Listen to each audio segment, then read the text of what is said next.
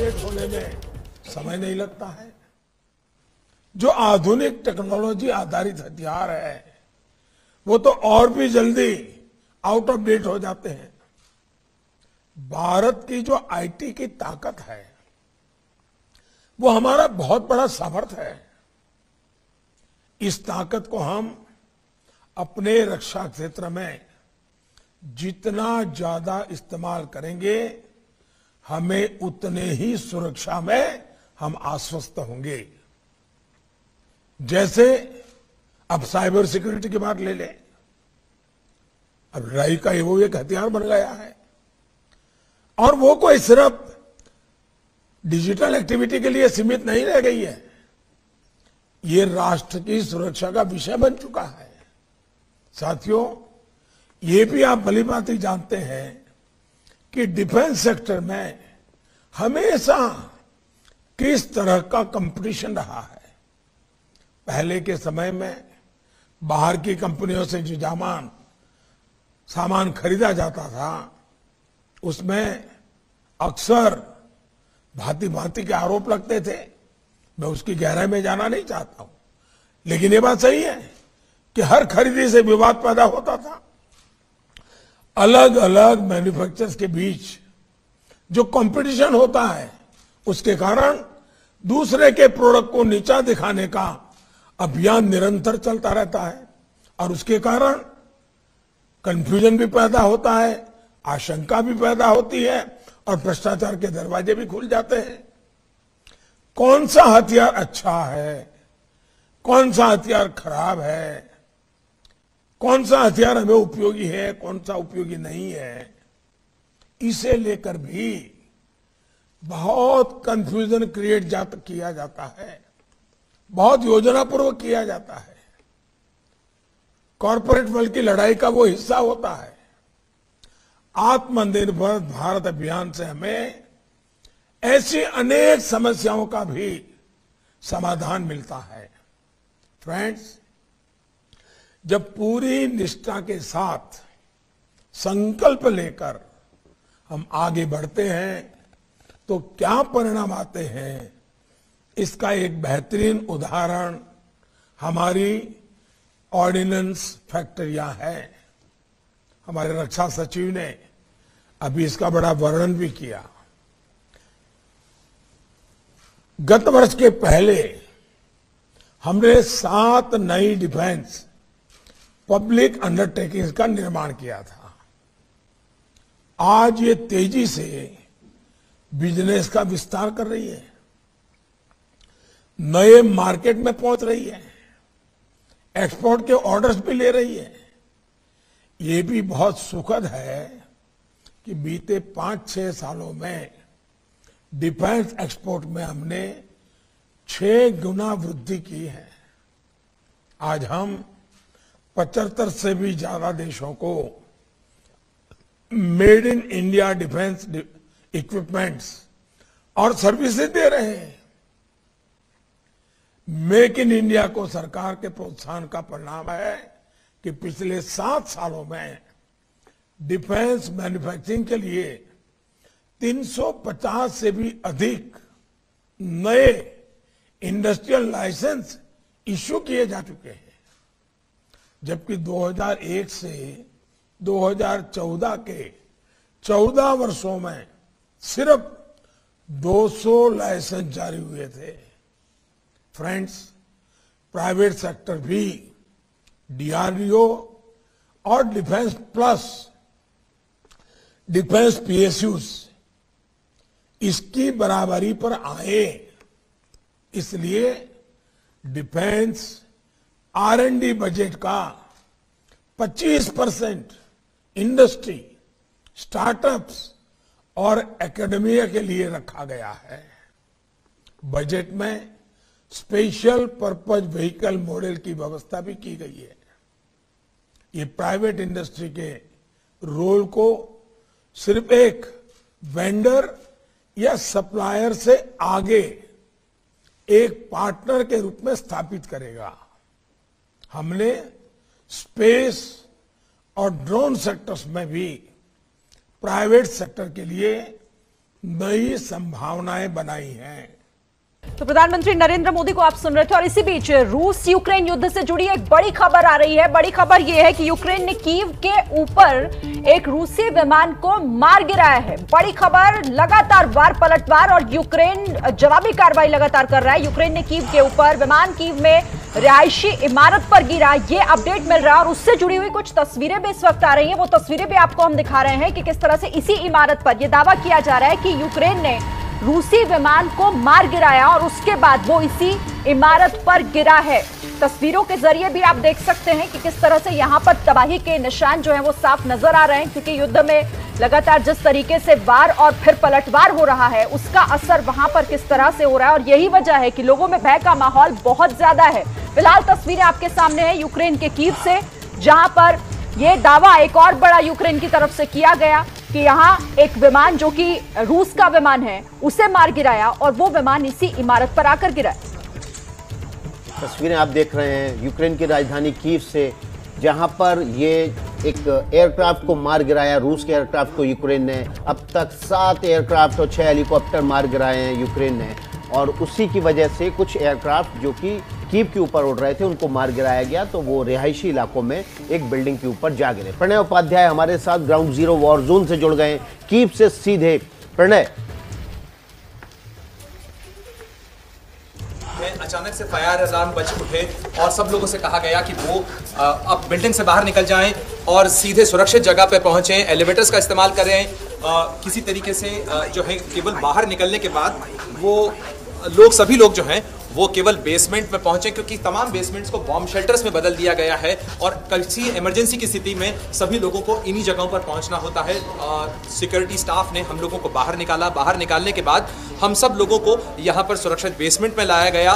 जब तक ये फायर अलार्म बंद नहीं हुए तब तक ये बनाना मुश्किल था, क्योंकि लगातार ये कहा जा रहा था कि इमरजेंसी सायरन बजे हैं और उसके बाद ये इमरजेंसी जो फायर सिस्टम है वो एक्टिवेट किया गया है। लेकिन अभी चंद सेकंड पहले हमें बताया गया कि ये एक ड्रिल थी, लेकिन अगली बार आपको और ज्यादा जल्दी यहां पर पहुंचना होगा, क्योंकि इमरजेंसी अगर वाकई में रियल होती है तो ये स्थिति बहुत खतरनाक हो सकती है। ऐसे में सभी लोगों से कहा गया है, सुरक्षा स्टाफ समेत तमाम लोग जो आसपास थे उन सब लोगों को कहा गया कि वो बेसमेंट में आ जाएं। जैसा आप जानते हैं विकास की कीव शहर के तमाम जो सबवेज हैं उन्हें बॉम्ब शेल्टर्स में बदल दिया गया है। इसके साथ साथ जो बेसमेंट पार्किंग्स हैं जो कि सेकंड लेवल पर हैं उन को भी बॉम्ब शेल्टर्स में बदला गया है। और अब कभी भी इस तरीके की इमरजेंसी होती है तो लोग इन जगहों पर आके अपने आप को एक सुरक्षित पनाह ले सकते हैं, वो एक सुरक्षित शेल्टर में पहुंच सकते हैं। अब हम बाहर निकलने की कोशिश कर रहे हैं, यहां से वापस जो है बाहर की तरफ जाएंगे, बिल्डिंग के जो स्ट्रीट है उस तरफ जाने की कोशिश कर रहे हैं। लेकिन ये निश्चित रूप से एक ड्रिल ही नहीं था, लेकिन ये एक रियल टाइम सिचुएशन हो रही थी, क्योंकि इसके ठीक पहले अचानक सायरन बजने लगे और जिस जगह पर हम हैं उसके ठीक आसपास काफी प्रमुख इमारतें हैं और ये तमाम प्रमुख इमारतें जब किसी भी एनिमी अटैक की स्थिति होती है, कोई हमले की स्थिति होती है, एयर रेड्स की स्थिति होती है, तो ऐसे में ये जो बड़ी इमारतें हैं, प्रमुख इमारतें हैं, वो प्राइम टारगेट भी होती हैं। तो ऐसे में बिल्कुल ये बिल्कुल काफी चिंता की बात होती है इस समय लोगों के लिए, खासतौर पर आम लोगों के लिए। जी प्रणय, आप बिल्कुल अपनी बात जारी रखिए। और इस समय टनल में आप चढ़ते वक्त निश्चित रूप से आपको थोड़ा जोर लगाना पड़ रहा होगा, आपकी सांस भी फूल रही होगी, लेकिन अपना ख्याल बहुत ज़्यादा रखें। जो भी प्रोटोकॉल है उनका पालन करते हुए आप निश्चित रूप से बंकर्स, जो टेम्परेरी बंकर्स बनाए गए हैं उसमें पहुँचें। आप अपनी बात जारी रखें प्रणय। बिल्कुल विकास, तो मैं जैसा आपसे कह रहा था कि ये जो तमाम शेल्टर्स हैं, बॉम्ब शेल्टर्स, ये बना दिए गए हैं इस शहर के अंदर अलग अलग जगह। और इसके अलावा शीत युद्ध से लेकर दूसरे विश्व युद्ध के समय में जो बंकर्स बनाए गए थे, जो शेल्टर्स बनाए गए थे, उन्हें एक्टिवेट किया गया है। और सब तमाम लोगों को हमने कई बार देखा कि बीते 24 घंटों में कि लगातार जो है बॉम्ब शेल्टर्स को एक्टिवेट किया गया, लोगों को इस तरीके की ड्रिल करवाई जा रही है, क्योंकि आपात स्थिति में कभी भी ऐसी स्थिति आ सकती है जिसमें लोगों को इस तरीके के बॉम्ब शेल्टर्स में जाना पड़ सकता है। और यही कवायद हो रही थी, लेकिन जब तक ये हमें बताया नहीं गया, हमें भी इस चीज़ की जानकारी नहीं थी कि ये केवल एक ड्रिल थी। लेकिन लगातार सायरन जिस तरह से बज रहे हैं, लगातार धमाकों की आवाज़ जैसे आ रही है, आपके साथ लाइव में जब हम जुड़े हुए थे विकास, तो इसके ठीक बाद भी 5 मिनट के बाद जो है अचानक फिर 2-3 धमाके सुनाई दिए और हम जिस इमारत के पास हैं ये पुलिस हेडक्वार्टर है यूक्रेन का, ख़ासतौर पर जो कीव शहर है उसका, और जो सुरक्षा स्टाफ है यहाँ पर लगातार 24 घंटे हलचल बनी हुई है। और इस तरीके से देखें आप कि लोग बाहर आ रहे हैं। ये तमाम वो लोग हैं जो हमारे ही साथ बेसमेंट में गए थे, लेवल 2 में, जो इस बिल्डिंग का जो बॉम्ब शेल्टर कहा जा सकता है, जो यहाँ का बेसमेंट है, उस बेसमेंट के अंदर लोगों को रहने के लिए कहा गया है। और रहने के लिए, और अब हम बाहर आ चुके हैं। अपेरेंटली ये ड्रिल जो है वो खत्म हुई, लेकिन होटल का तमाम स्टाफ, जो गेस्ट्स हैं, जो लोग यहाँ रुके हुए थे, उन तमाम लोगों को अंदर जाने के लिए कहा गया था। लेकिन सायरन की आवाज रह रहकर जब भी आती है तो लोग सहमते हैं, सिहरते हैं। निश्चित रूप से कीव इस समय खौफ में जी रहा है।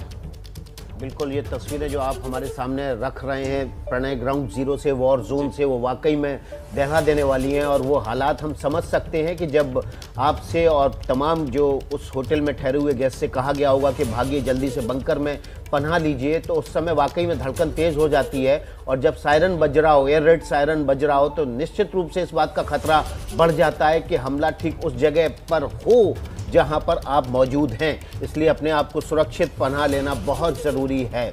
कीव पर बमबारी की लगातार खबरें आ रही हैं, इसी से बमबारी की खबरें आ रही हैं, और लगातार यूक्रेन भी रिटेलिएट कर रहा है। एक एयर फाइटर जेट को अब से कुछ देर पहले गिराया गया था, और उसकी वजह से मलवा जो उस फाइटर जेट का था वो एक रिहायशी इलाके में गिरा, जिसकी वजह से बिल्डिंग को नुकसान हुआ। वो तस्वीरें भी हमने दिखाई थी। प्रणय, सुबह से बीते 24 घंटे पहले तस्वीर अलग थी, लेकिन अब यहाँ की तस्वीर में सन्नाटा ज्यादा है, क्योंकि 24 घंटे पहले जब हम इसी जगह पर खड़े हुए थे तो लोग आमतौर पर अपनी आवाजाही करते हुए नजर आ रहे थे, लोग मॉर्निंग वॉक भी कर रहे थे। इस सब के बावजूद कि रूस की तरफ से ऐलान जंग किया जा चुका था, लेकिन अब वाहन बहुत कम है सड़कों पर, लोग बहुत कम हैं, अधिकतर सिक्योरिटी स्टाफ यहां नजर आ रहा है। अधिकतर लोग जब हम बाहर दिखते भी हैं तो उन्हें कहा जाता है कि सुरक्षित अंदर चले जाएं, फिलहाल सड़कों पर न रहें। तो इस तरीके से लोगों को हिदायत दी जा रही है, और रह रहकर सन्नाटे को चीरते हुए धमाकों की आवाज सुनाई देती है। निश्चित रूप से ये जो आवाजें हैं, ये जो सायरन हैं, ये लोगों को डराते हैं। और आप देखें कि सड़कों पर जो हैं वो लोग कम हैं, और फिलहाल कबूतर जो हैं वो यहां पर चहलकदमी कर रहे हैं। कबूतरों को शांति का प्रतीक माना जाता है, लेकिन फिलहाल शांति की जो अपील है वो पूरी दुनिया कर रही है, और ये कहना मुश्किल है कि फिलहाल शांति कब कायम हो पाएगी, किस तरह से कायम हो पाएगी, और कीव में किस कीमत पर यह शांति उसे हासिल होगी। बिल्कुल सही कह रहे हैं आप। जिस तरीके से पूरी दुनिया में इस वक्त हलचल इस युद्ध और इस संकट को लेकर बनी हुई है, लेकिन इंतजार इसी बात को ले रहा है कि हो रहा है कि आखिर अब इसमें आगे होना क्या है। लगातार ग्राउंड जीरो से एक एक अपडेट आप देख रहे हैं। प्रणय, फिर से आपके पास हम आएंगे, क्योंकि आप ग्राउंड जीरो पर हैं, वहां की हर एक जानकारी हमारे दर्शकों तक आपके जरिए हम पहुंचा रहे हैं। क्योंकि थोड़ी देर पहले ये खबर आई थी कि यूक्रेन ने कीव के ऊपर ही रूस के एक विमान को गिरा दिया है, क्योंकि दावा बहुत बड़ा इसलिए भी किया जा रहा है कि रूस की तरफ से थोड़ी देर पहले खबर यह भी थी कि कीव में अब कब्जे की तैयारी हो रही है। रूसी सैनिक धीरे धीरे जो है वो कीव को चारों तरफ से घेरने की कोशिश कर रहे हैं, और बहुत सारे सैनिक वहां पर पहुंच भी गए हैं। देखिए, लगातार कीव के इर्द गिर्द घेरा बढ़ता जा रहा है, लड़ाई जो है वो तेज होती चली जा रही है। तो ऐसे में निश्चित रूप से कीव के लिए चिंता की बात है, क्योंकि अगर हम कीव के अधिकारियों की या यूक्रेन के अधिकारियों के बातों के अनुसार अगर बात करें तो उसमें यह कहा गया है कि बीते 12 घंटों के अंदर 35 से ज्यादा मिसाइल हमले हुए हैं। यूक्रेन के विदेश मंत्री दिमित्री कुलबे के अनुसार दूसरे विश्व युद्ध के बाद पहली बार ऐसा हो रहा है कि कीव में इस तरीके की बमबारी हुई है।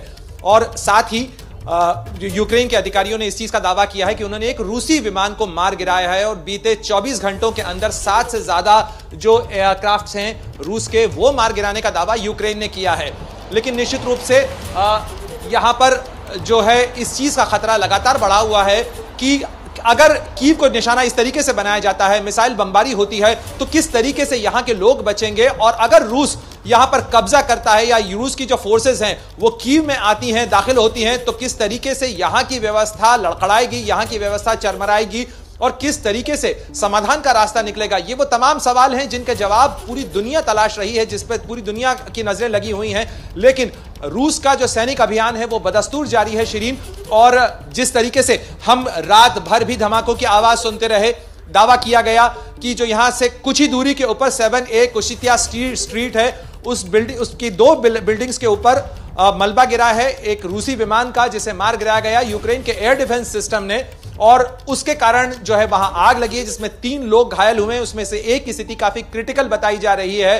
तो इस तरीके से जानमाल का नुकसान जो है वो दोनों तरफ से हो रहा है। जानमाल के नुकसान में आम सिविलियंस भी अब प्रभावित हो रहे हैं, जो कि कहा गया था कि सिविलियंस को निशाना नहीं बनाएगा, लेकिन दुर्भाग्यपूर्ण तरीके से जो नागरिक हैं वो भी फिलहाल निशाने पर आते नजर आ रहे हैं। जी प्रणय, आप बने रहिए ग्राउंड जीरो से, हम आपके पास अपडेट के लिए आते रहेंगे यूक्रेन और रूस की।